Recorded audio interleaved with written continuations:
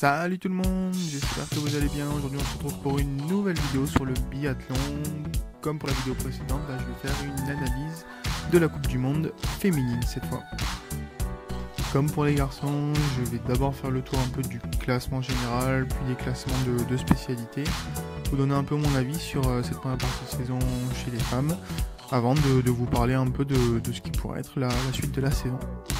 Et on va commencer par le classement général qui est super serré avec 3 filles qui se tiennent pour seulement 20 points. Il faut savoir qu'une victoire ça rapporte 60 points en biathlon. On a donc Dorothea Viera qui est première avec 2 victoires et 304 points et qui devance Thierry Lekov d'une quinzaine de points. Thierry Lekov qui a gagné les 3 dernières courses de la Coupe du Monde au Grand Bornand, qui s'est mis à vraiment bien tirer et qui en plus skie très très vite. Derrière elle, on retrouve Tendrevold, une autre norvégienne qui a 282 points et qui est très constante. Elle gagne pas, mais elle fait souvent des podiums. Le tir groupé norvégien, il se termine avec 2 autres athlètes dans le top 30. On retrouve Justine Brezaz et Julia Simon, 4ème et 5ème place. Alors, petite surprise, on les attendait peut-être pas aussi haut. Justine Brezaz qui a gagné une course et Julia Simon qui a fait quelques podiums. Lena Heikki ensuite, la Suissesse, qui mène un gros peloton jusqu'à la 13ème place, où tout est vraiment super serré.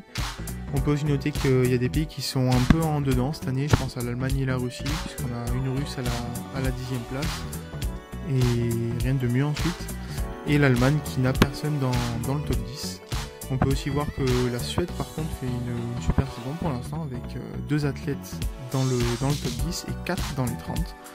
Et pour la Norvège, on a toujours une très bonne nation avec 4 athlètes dans le top 22. Pour la France, on peut voir qu'il y a une 3ème athlète qui est dans le top 21, si on veut, avec Anaïs Bescon. Maintenant, on va se pencher un petit peu sur les spécialités. Alors, comme chez les hommes, c'est un peu difficile d'analyser en individuel et en mass start, puisqu'il y a eu une seule course dans chaque spécialité, respectivement remportée par Justine Brezaz et Thierry Lekov en France. Pour le sprint, par contre, déjà 3 courses, avec Dorothea Viera, donc qui a 2 victoires et qui domine assez largement le classement du sprint. Et dans la poursuite, là c'est l'inverse, c'est Thierry Lekov qui est en tête avec 2 victoires devant Tendrevold. Si on s'intéresse aux nations maintenant, on peut voir que la Norvège a remporté les 2 premiers relais de l'année et donc compte 120 points devant la Suisse et la Russie. Et au classement général des nations, la Norvège est logiquement en tête devant la Suède, la Russie et la France. C'est vrai que la Norvège, comme chez les hommes, a une équipe assez solide et est bien partie pour remporter le classement des nations et celui du relais.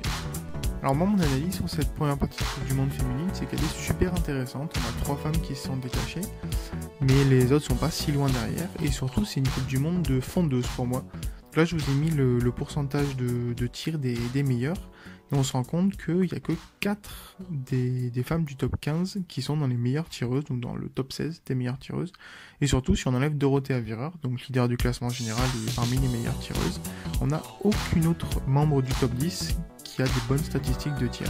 Ça veut dire quoi? Ça veut dire qu'on a beaucoup de bonnes fondeuses et que dès que certaines vont se mettre à bien tirer, comme Thierry Lekov au Grand Bornand, les victoires peuvent s'enchaîner. Donc c'est aussi de bon augure par exemple pour Justine Brezaz ou Julien Simon qui sont de très bonnes fondeuses. Et donc si je devais me prononcer sur la deuxième partie de saison et les 6 étapes qui restent, ce serait assez difficile, puisqu'en fait il y a beaucoup de questions à laquelle il faudrait répondre.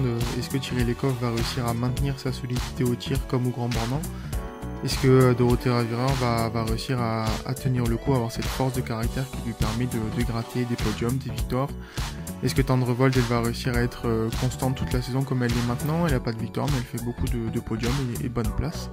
Est-ce que Justine Brezaz va retrouver un peu de constance au tir? C'est vrai que notamment au Grand Bornand elle a fait une craquante à 4 fautes sur un tir.